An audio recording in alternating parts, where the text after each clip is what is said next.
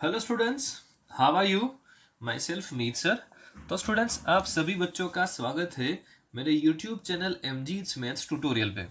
Students, हमने previous lecture के अंदर डिस्कस किया था which type of function is there. Students, जिसमें हमने बेसिक से जो भी फंक्शंस थे वो देख लिए थे। आज हम डिस्कस करने जा रहे हैं ट्रिग्नोमेट्रिक फंक्शन, राइट, जिसमें फर्स्ट फंक्शन आता है y is equal to F of X is equal to sine X. यानी आपको साइन एक्स इस तरह से कोई ट्रिग्नोमेट्रिक फंक्शन गिवन है, उसका आपको डोमेन एंड रेंज बताना है and graph of the function क्या होता है वो आपको बताना है। स्टूडेंट्स, आप यहां से देख सकते हो domain of the function is R, यानी हम एज अ इनपुट कोई भी वैल्यू रियल नंबर में से ले सकते हो। And range of the function is -1 to 1, यानी -1 से 1 के बीच में सभी मेरे आंसर्स होने वाले हैं, राइट। अब मैं बात करता हूँ स्टूडेंट्स ग्राफ के बारे में।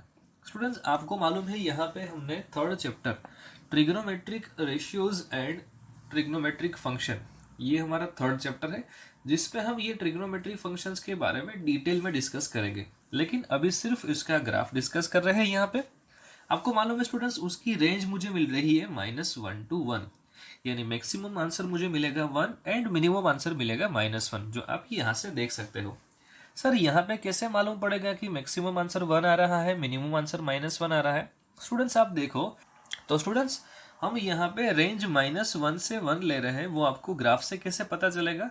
तो स्टूडेंट्स, आप मैक्सिमम हाइट देख लो ग्राफ की कहाँ तक जा रही है। सर, मैक्सिमम हाइट 1 तक जा रहा है अपना ग्राफ।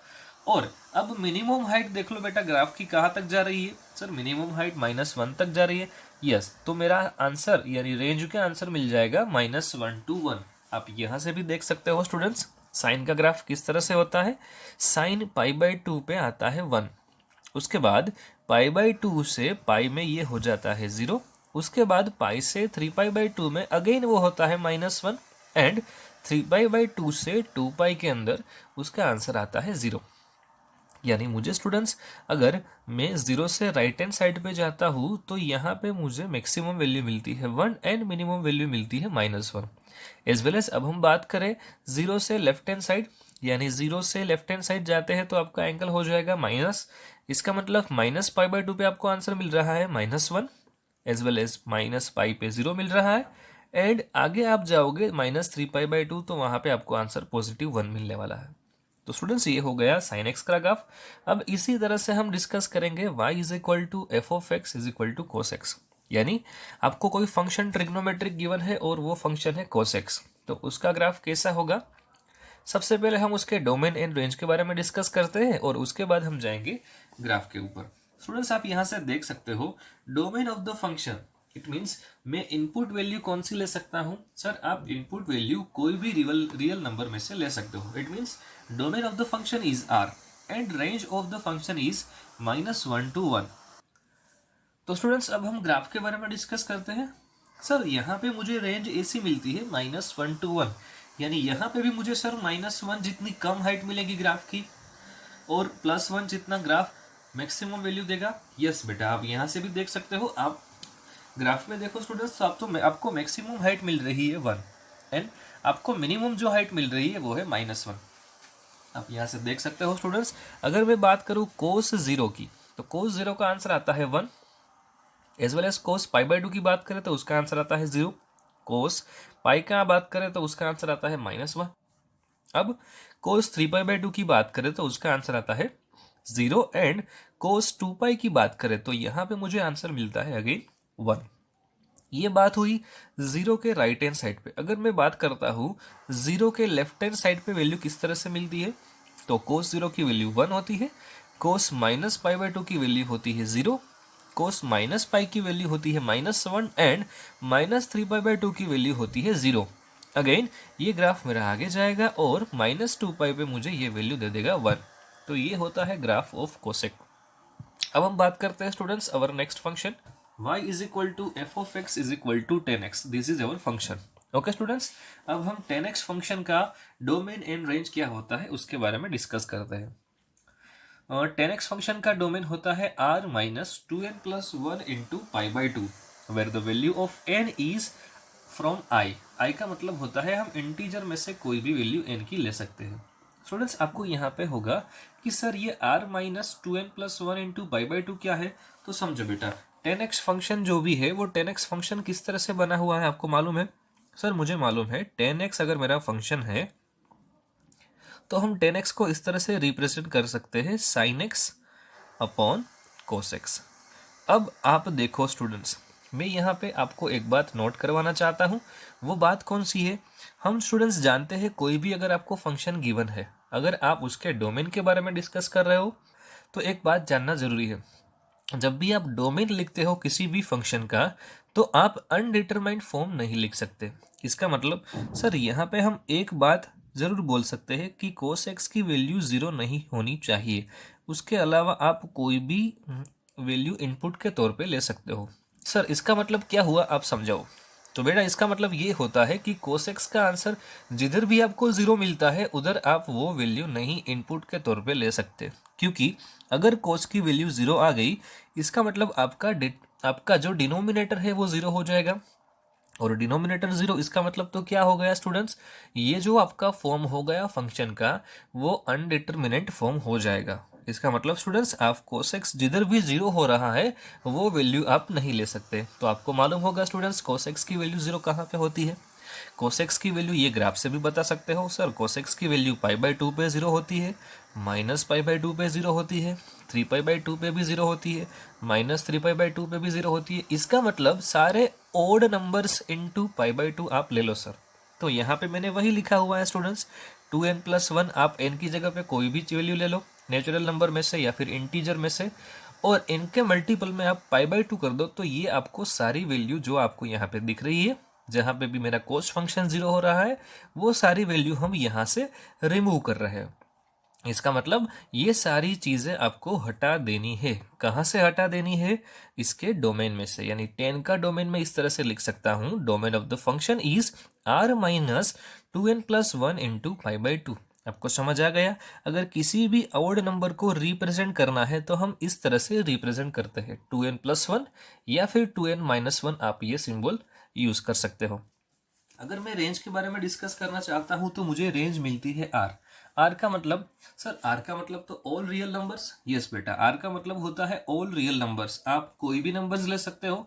तो यहाँ पे भी आप ग्राफ से भी देख सकते हो स्टूडेंट्स। मुझे अगर बात करूँ zero to pi by two पे, zero to pi by two में 10x फंक्शन का ग्राफ कुछ इस तरह से बनता है। आपको स्टूडेंट्स यहाँ पे एक बात नोट करनी है कि यहाँ पे जो भी मुझे फंक्शन का ग्राफ मिल रहा है और ये जो एक्सिस मिल रही है पाई बाई टू वाली, वो दोनों एक दूसरे को मैच नहीं करेंगे, क्योंकि ये वैल्यू इनफाइनाइट तक इंक्रीज हो रही है। एज वेल एज मैं इस साइड की बात करूं zero to minus pi by two पे, तो यहाँ पे भी students minus pi by two को ये लाइन टच नहीं करनी चाहिए, क्योंकि ये इनफाइनाइट तक उसकी वैल्यू जा रही है। तो उसका रेंज मैं इसी तरह से भी लिख सकता हूं। अगर r की जगह पे मुझे लिखना है तो मैं minus infinite to plus infinite, अगर ये मुझे रेंज लिखना है r का, तो मैं ऐसा लिख सकता हूं कि r is equal to minus infinite to plus infinite. ये भी मेरा रेंज ही हो जाएगा। तो 10x का ग्राफ स्टूडेंट्स इस तरह से होता है, जो आप यहाँ से देख सकते हो। Zero to pi by two में इस तरह से इंक्रीज होता है, as well as pi by two से पाई में इस तरह से इंक्रीज, और पाई से लेकर के इस तरह से मेरा ग्राफ जा रहा है, जो आप यहाँ से देख सकते हो स्टूडेंट्स। ओके, ये सभी फंक्शन के ग्राफ हम बराबर से समझेंगे, लेकिन अभी आपको याद रखना है कि किस तरह से कोई फंक्शन का ग्राफ, अगर ट्रिग्नोमेट्रिक फंक्शन आपके सामने आ जाए तो आप ग्राफ किस तरह से ड्रॉ करते हो और क्या उसका डोमेन और क्या उसका रेंज होता है वो। Is it clear students? तो स्टूडेंट्स अब हम डिस्कस करना चाहते हैं और next function which is cot x. आप यहाँ से देख सकते हो स्टूडेंट्स, कोटेक्स का मतलब क्या होता है। स्टूडेंट्स आपको मालूम है कोटेक्स फंक्शन जो भी है उसका मतलब क्या होता है। तो सर मुझे ये याद है कि cot X is equal to मैं कुछ इस तरह से लिख सकता हूँ। कोटेक्स का मतलब क्या होता है students, cos x upon sine x. ये आप अच्छी तरीके से जानते हो, right, cos x upon sine x. Sir इसका भी अगर मैं डोमेन पसंद करना चाहता हूं, अगर मुझे ये फंक्शन का डोमेन निकालना है तो भी मेरे को एक बात याद रखनी होगी। यस बेटा, कौन सी बात आपको याद है? डिनोमिनेटर जीरो नहीं होना चाहिए। इसका मतलब यहाँ पे साइन एक्स की वैल्यू जीरो नहीं होनी चाहिए। तो ऐसी कौन कौन सी ऐसी जगह है जहाँ पे साइन एक्स की वैल्यू जीरो आती थी? आप ऊपर ग्राफ से भी देख सकते हो, मैं आपको बता देता हूँ। साइन जीरो पे आंसर जीरो मिलता है, साइन पाई पे आंसर 0 मिलता है, साइन 2 पाई पे आंसर 0 मिलता है, साइन माइनस पाई पे मिलता है। इसी तरह से पाई, 2 पाई, 3 पाई, 4 पाई, 5 पाई, ये सभी जगह पे साइन की वैल्यू 0 होती है। तो ये वैल्यू मैं एज अ इनपुट के तौर पे नहीं ले सकता। तो मुझे कौन कौन सी वैल्यू हटानी है? Domain of the function is R minus N pi, where the value of N is integer. यानी आपको जो भी इंटीजर्स आते हैं पाई के मल्टीपल्स में, जो भी इंटीजर्स आते हैं वो सारे इंटीजर्स की वैल्यू आपको रिमूव कर देनी है। तो आपको क्या मिल जाएगा? Domain of cot x. अब उसकी रेंज के बारे में डिस्कस करें स्टूडेंट्स, तो range of the function is R. R को मैंने अभी बोला था, आप इसी तरह से भी रिप्रेजेंट कर सकते हो, माइनस इनफाइनाइट टू इनफाइनाइट। तो ये फंक्शन का ग्राफ किस तरह से बनता है वो आप समझो। 0 टू पाई बाई 2 में ये वैल्यू माइनस इनफाइनाइट से लेकर के 0 तक आती है, और पाई बाई 2 से पाई में ये वैल्यू इस तरह से डिक्रीज हो रही है। मतलब ये पॉजिटिव इनफाइनाइट से मेरा ग्राफ नेगेटिव इनफाइनाइट की ओर जा रहा है। एज वेल एज बात करें पाई टू 2 पाई के बीच में, तो ये मेरा ग्राफ पॉजिटिव इनफाइनाइट से नेगेटिव इनफाइनाइट की ओर जा रहा है। एज वेल एज यहाँ पे डिस्कस करें स्टूडेंट्स हम, माइनस पाई बाई 2 से ये वैल्यू डिक्रीज हो रही है, एज वेल एज ये 3 पाई बाई 2 से ये वैल्यू इस तरह से डिक्रीज हो रही है, जो आपको यहाँ पे दिख रहा है। ओके स्टूडेंट्स, अब हम बात करते हैं sec x, यानी अवर next function which is sec x। Sir sec x का मतलब भी मुझे मालूम है। sec x का मतलब क्या होता है? तो बेटा समझो, sec x it means 1 upon cos x। तो सर यहाँ पे भी डिनोमिनेटर में तो cos x फंक्शन चल रहा है। मतलब यहाँ पे डोमेन डिसाइड करने में मेरे को एक बात का ध्यान रखना होगा। कौन सा आपको ध्यान रखना है? सर cos x की वैल्यू 0 नहीं होनी चाहिए। एग्जैक्टली राइट बेटा, जिधर भी cos x फंक्शन 0 हो रहा है वो फंक्शन आप हटा दो। तो सर अभी मैंने 10 में ऐसा ही कुछ इनपुट के तौर पे लिखा हुआ था, cos x की जो भी वैल्यू 0 आ रही थी वो सारी वैल्यू मैंने हटा दी थी।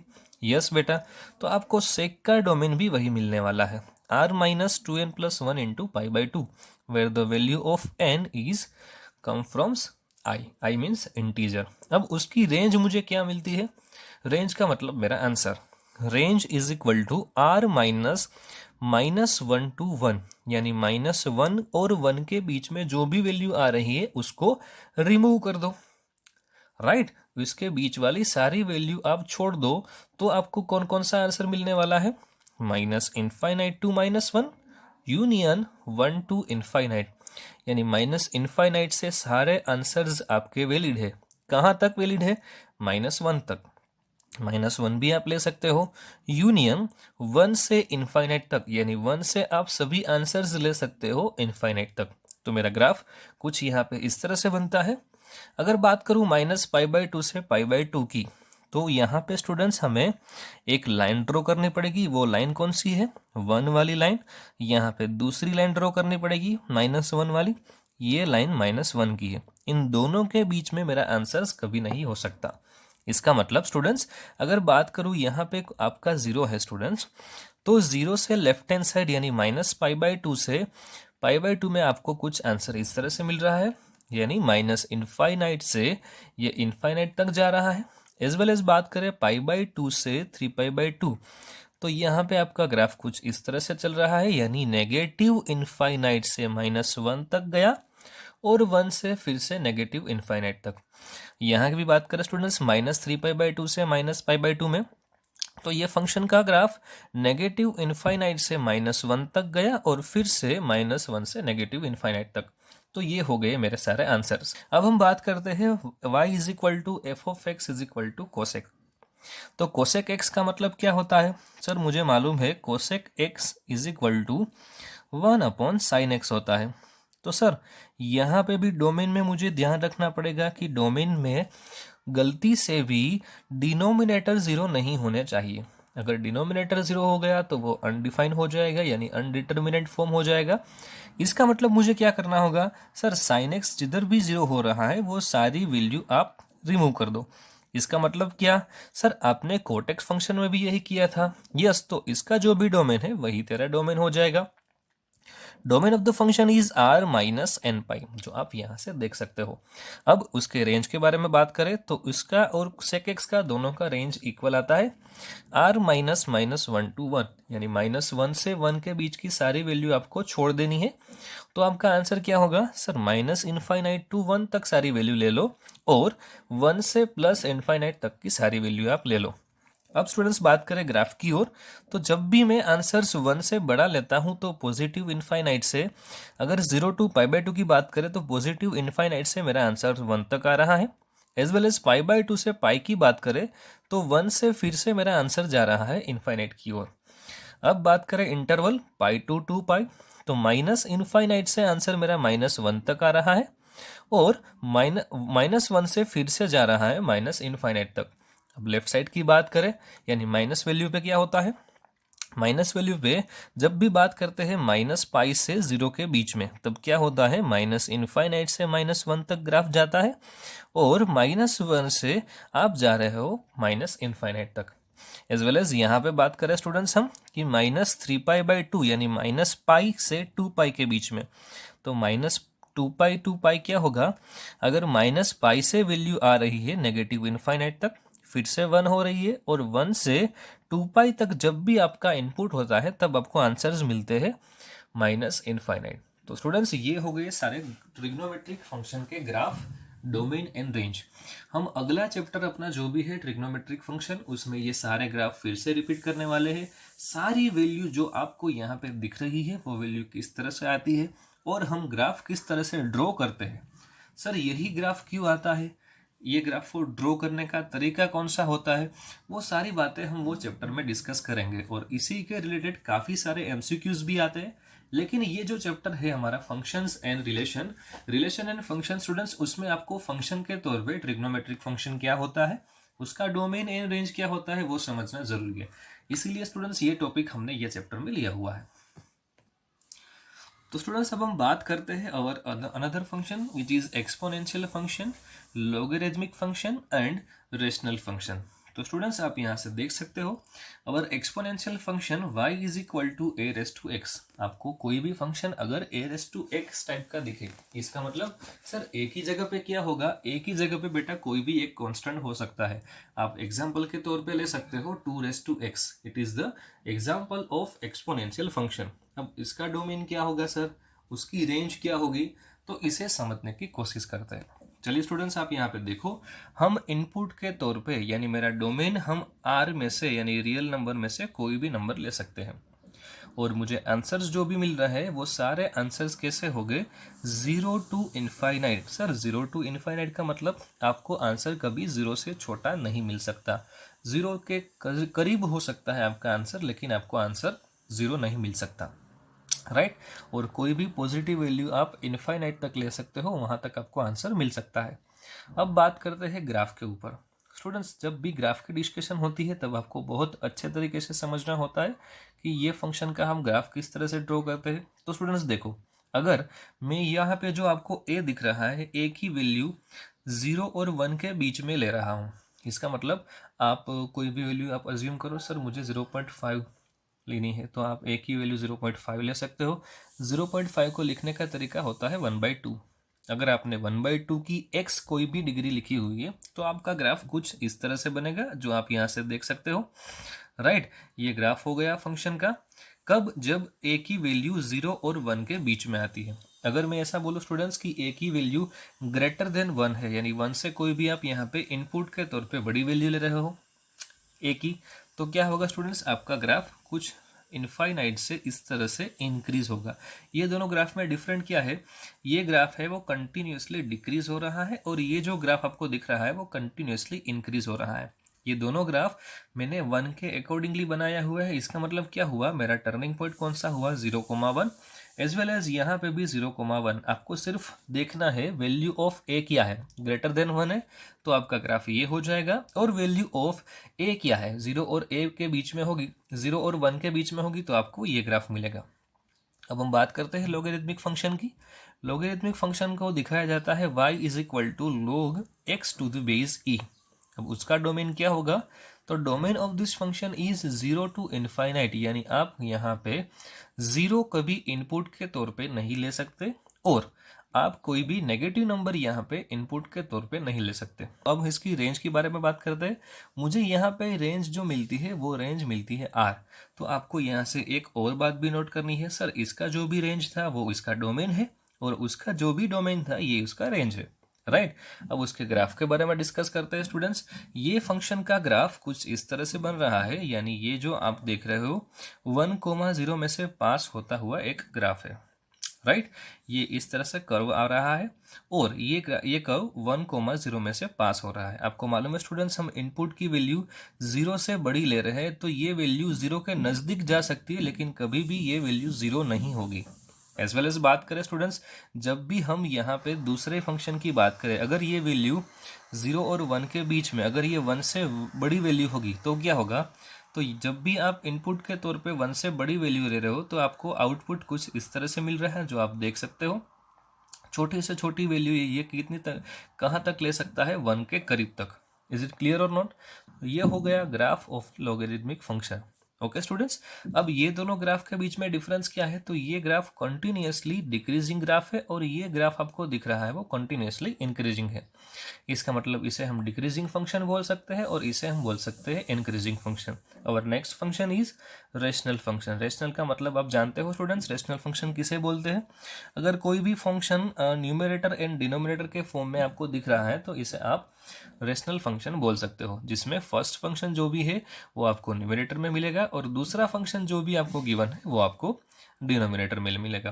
तो यहाँ पे हम कुछ उसका डोमेन लिख सकते हैं कि सर डोमेन का मतलब आपने अभी समझाया था, ये फंक्शन का डिनोमिनेटर 0 नहीं होना चाहिए। अगर डिनोमिनेटर 0 होता है तो मैं ऐसा बोल सकता हूँ कि मुझे अनडिटर्मिनेंट फॉर्म मिल गया, यानी अनडिटर्मिनेंट फॉर्म कभी भी एक्सेप्टेबल नहीं होगा। तो हम R में से कोई भी वैल्यू ले सकते हैं, लेकिन कौन सी वैल्यू नहीं ले सकते, जहाँ पे भी H 0 होता है वो वैल्यू एज अ इनपुट के तौर पे नहीं ले सकते। तो मुझे आंसर्स क्या मिलते हैं, कोई भी रियल नंबर मिल सकते हैं, यानी -इनफाइनाइट टू इनफाइनाइट। तो स्टूडेंट्स इसका ग्राफ हम नहीं बना सकते क्योंकि मेरे पास पर्टिकुलर रेशनल फंक्शन नहीं है। आप अगर रेशनल फंक्शन कोई भी लेना चाहते हो, आपने अगर न्यूमरेटर में कोई भी पोलिनोमियल लिया है और डिनोमिनेटर में कोई भी पोलिनोमियल लिया है तो आपको दोनों का ग्राफ ड्रॉ करना होगा।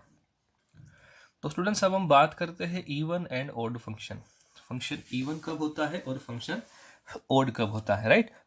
तो स्टूडेंट्स आप यहाँ से देख सकते हो कि अगर फंक्शन इवन है वो हमें डिसाइड किस तरह से करना होगा, और हमारा गिवन फंक्शन जो भी है वो ऑड फंक्शन है या फिर given function neither even nor odd function है, वो किस तरह से पता चलेगा। तो स्टूडेंट्स आइए हम और आप मिलकर स्टार्ट में समझते हैं। तो स्टूडेंट्स अब हम समझते हैं इवन फंक्शन क्या होता है। A function y is equal to F of X is said to be even function where f of minus x is equal to f of x. This is the very most useful students. अगर आप input की value negative ले रहे हो तो भी आपको answer सिर्फ f of x ही मिल रहा है, इसका मतलब given function is even function. अगर मैं ऑड फंक्शन की बात करूं students, function y is equal to f of x is said to be odd function where value of f of -x, अगर आपने -x इनपुट के तौर पे लिया हुआ है तो आपको आंसर कौन सा मिल रहा है, minus of f of x। तो ये फंक्शन क्या हो जाएगा, ऑड फंक्शन। अब हम बात करते हैं neither even nor odd function. मतलब आपने माइनस एज अ इनपुट तौर पे लिया हुआ है लेकिन आपको आंसर नहीं मिल रहा है पॉजिटिव या फिर मिल रहा है नेगेटिव, यानी पॉजिटिव और नेगेटिव दोनों आंसर दे रहा है अलग अलग वैल्यू पे, तो वो फंक्शन हो जाएगा neither even nor odd function.